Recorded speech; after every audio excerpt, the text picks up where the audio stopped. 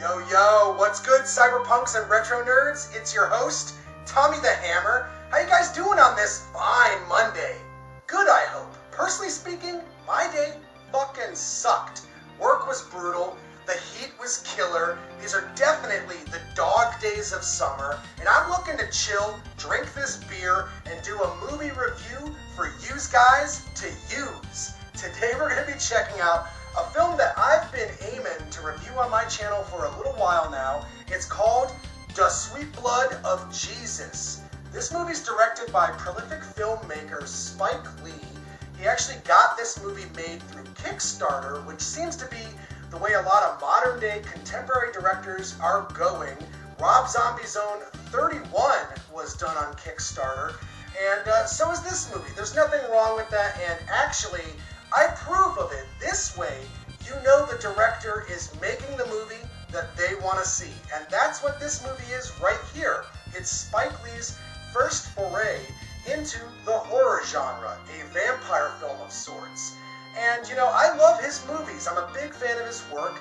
He definitely has an awesome eye for cinematography, interesting stories, intriguing characters, and I'm sure this movie is going to be no different. So I'm stoked to check it out. We're going to get right to it because I'm tired as fuck and just want to sit around and watch a movie. Peep that trailer. Check it out, guys. It's weird, and when we get back, you're going to know my opinion on The Sweet Blood of Jesus.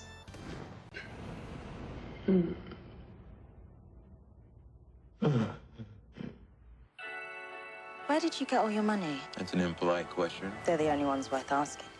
Now, don't tell me your mother named you Dr. Green. It's very unfriendly.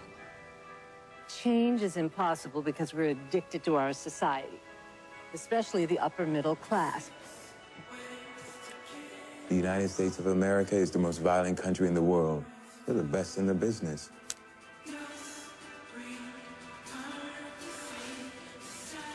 It's a lovely day.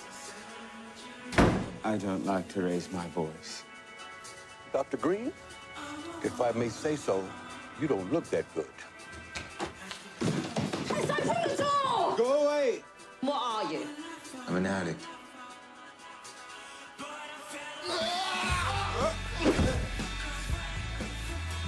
Put down your 38!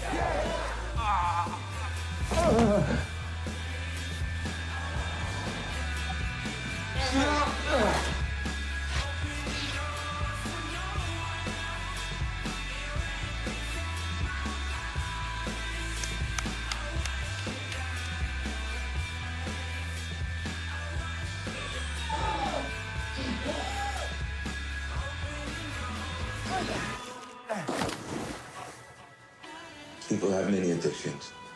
Sex, food, drugs, nicotine, alcohol, money, power.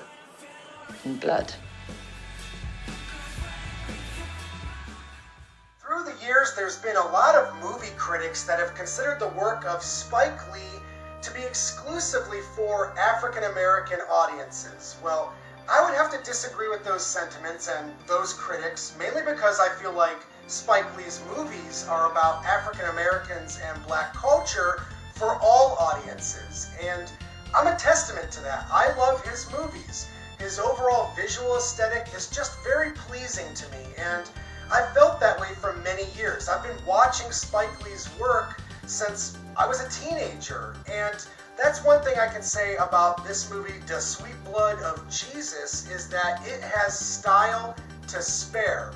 That is its strongest aspect. This movie is beautiful and wonderfully shot. I also feel like, you know, the soundtrack is eclectic, diverse, and interesting. You know, it really complements each scene and, you know, accomplishes everything that director Spike Lee's trying to convey visually speaking.